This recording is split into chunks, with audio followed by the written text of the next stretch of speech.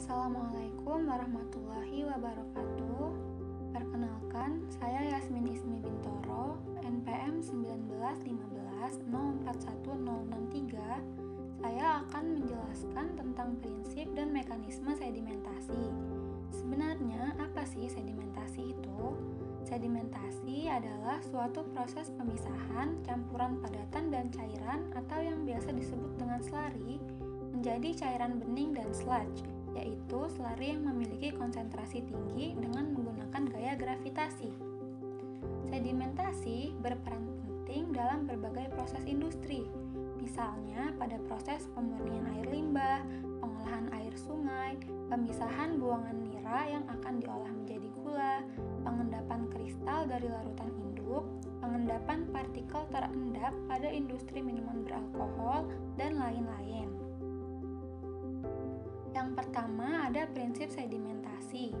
Prinsip sedimentasi yaitu memisahkan cairan dengan memanfaatkan gaya gravitasi, sehingga partikel padatan akan mengendap di dasar dan air akan berada di atas. Metode sedimentasi sederhana, yaitu membiarkan padatan mengendap dengan sendirinya. Setelah partikel mengendap, maka air yang jernih dapat dipisahkan dari padatan yang tersuspensi.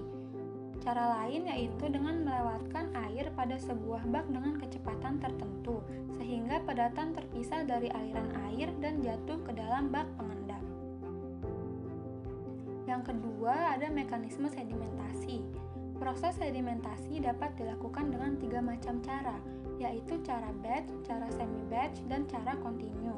Cara batch cocok dilakukan untuk skala laboratorium, karena paling mudah dilakukan dan pengamatan penurunan ketinggiannya pun mudah. Pada gambar, slari awal yang memiliki konsentrasi seragam dengan partikel padatan yang seragam di dalam tabung ditunjukkan pada zona B. Lalu partikel yang ada mulai mengendap dengan kecepatan yang sama sehingga dihasilkan zona A yang bebas partikel. Zona D yang terbentuk terdiri dari partikel lebih berat sehingga lebih cepat mengendap.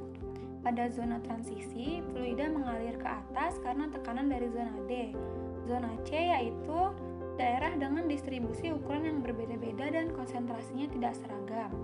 Di atas zona B ada zona A yang merupakan cairan bening. Selama sedimentasi berlangsung, tinggi masing-masing zona berubah. Zona A dan zona D bertambah, sedangkan zona B berkurang. Akhirnya zona B, C, dan transisi pun menghilang dan semua padatan berada di zona D. Saat ini disebut dengan critical settling point, yaitu saat terbentuknya batas tunggal antara cairan bening dan endapan.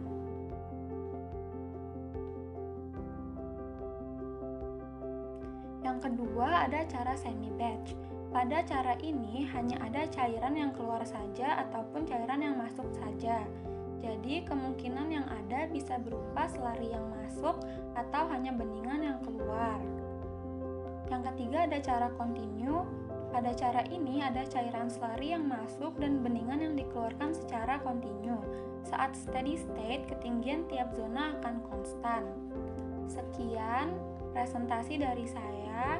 Terima kasih. Wassalamualaikum warahmatullahi wabarakatuh.